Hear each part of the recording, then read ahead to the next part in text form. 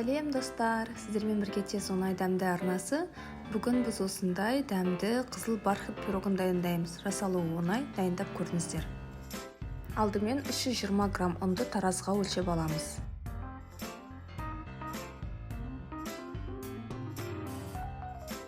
Оған 175 грамм май немесе маргарин қосамыз.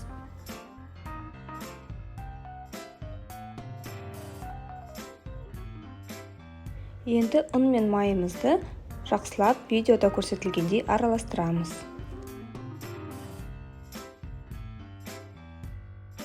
Мінекей өздеріңіз көріп тұрғандай, осындай қамыр шығады.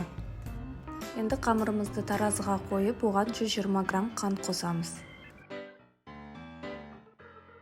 Оған 10-15 граммдай какао ұнтағын, сонымен қатар 1 шай қасық ас содасын да қосамыз. Келесі қосылатын нәрсе бұл осындай бояғыш, қызыл түсті. Бұл бояғыш үнді бояғышы деп аталады, мен оны базардан алғанмын. Осы бояғыштан 1 шай қасық қосып, барлығын араластырамыз. Мінекей қамырымыз енді осындай күйде болды. Енді оған бір ыдысқа суық су дайындап қоямыз да 7 ас қасық суды қосамыз.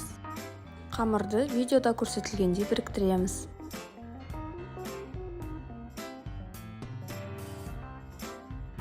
Қамырымыз дайын, енді ары қарай пирогтың салмасын дайындаймыз. Ол үшін мен 200 грамм сүзбеге 1 жұмыртқа қостым.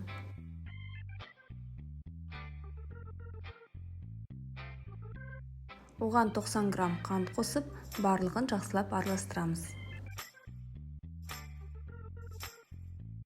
Қызыл бархатқа арналған салма дайын. Пирог пісіретін форманың түбіне осындай пергамент қағазын төсеп, оған қамырымыздың шамамен 60%-дай бөлігін саламыз. Қамырымызды түбіне салған кезде видеода көрсетілгендей шет жақтарын көтеріп қою керек. Енді формаға салманы саламыз да, оны біркелкі жайғастырамыз.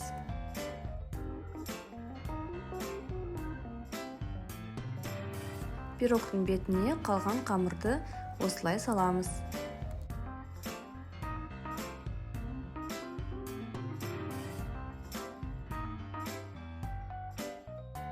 Енді пирогымызды 180 градуста қызып тұрған пешке 30 минутқа саламыз.